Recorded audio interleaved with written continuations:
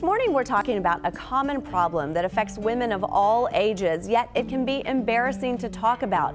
But you don't need to be embarrassed to talk about urinary incontinence anymore, because now there is a new home therapy out that's designed to help you get your quality of life back. And Dr. William Porter is here now to talk about the InControl device. Before we get to that, tell me a little bit about how prevalent is bladder leakage in women?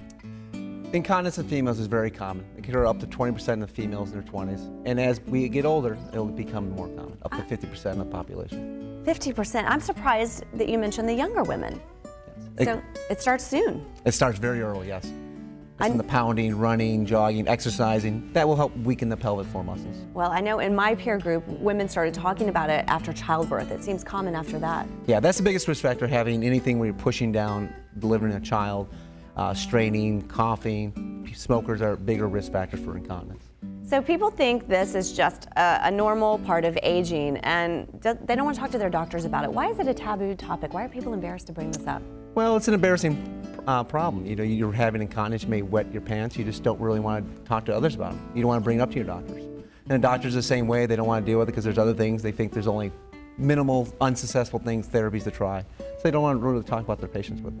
Well, and I think there's a fear that you're going to have to get surgery if this is affecting you. Tell me a little bit why the InControl device is a good option. It's non-surgical. Non-surgically, minimally invasive. It's really an exercise program.